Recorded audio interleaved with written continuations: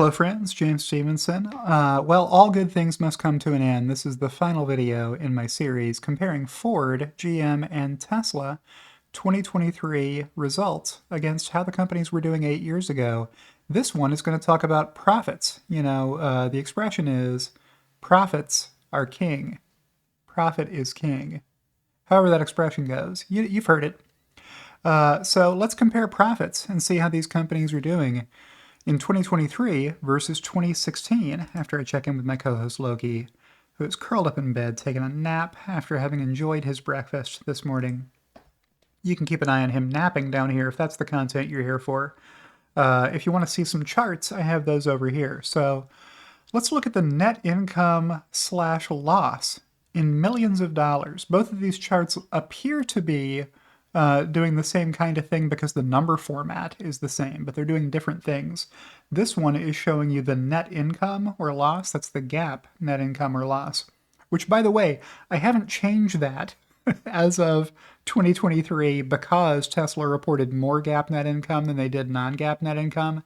That's always how these charts have been set up. You can go back and look at the ones from prior years and see that it's always been GAAP net income that I charted here because that's the only fair comparison when you're talking about different companies that may have different ways of calculating and reporting non-GAAP net income. There's less rules around that.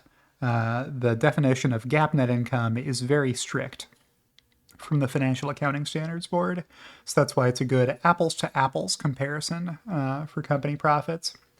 Ford is making less profit as of 2023 than they were in 2016. What's shocking about that is a couple of videos ago, we saw that Ford has been producing record revenue. The past 2 years, their revenue has been more than it's ever been before in the past.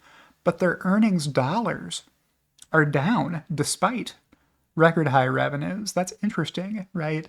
So they're making slightly less profit in 2023 than they reported in 2016. If you look at just the nominal dollars, and of course, if you inflation adjust the profits, they're losing a lot more than just this. This is just the raw nominal dollar variance between the number they reported in 2023 versus 2016. GM is up less than $1 billion. They're up $595 million in 2023 versus 2016 when their revenues were a lot lower. It's the same kind of story as Ford.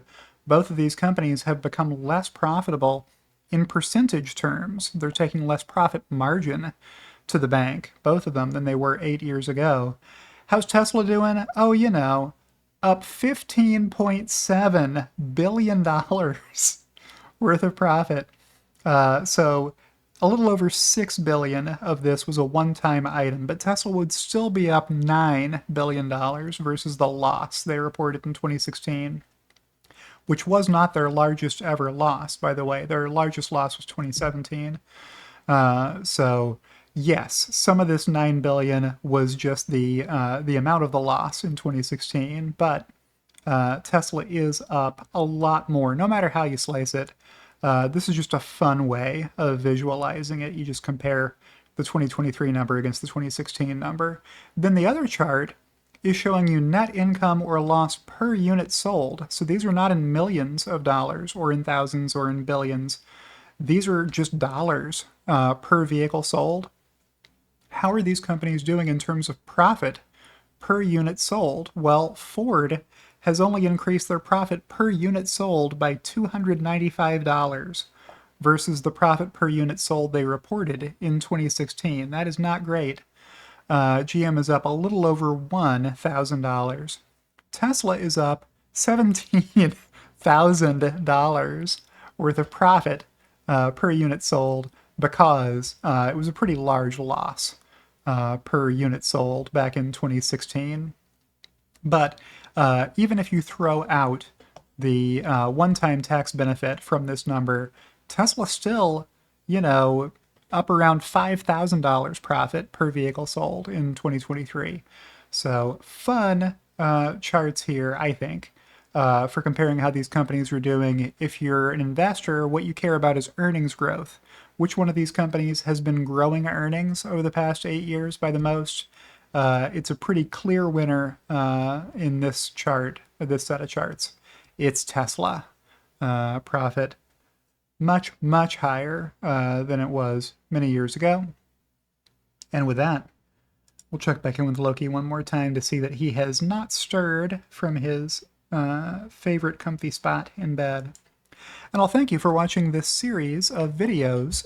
Go check out the previous ones if you missed them to get more information about Ford versus GM versus Tesla over the past 8 years. And special shout out to my executive producers, Kathy Kitchler and Rebellionaire.com. If you want to subscribe to me, you can get the details in the comments in the on my profile page on X or in the description on YouTube. And I'll see you in the next one.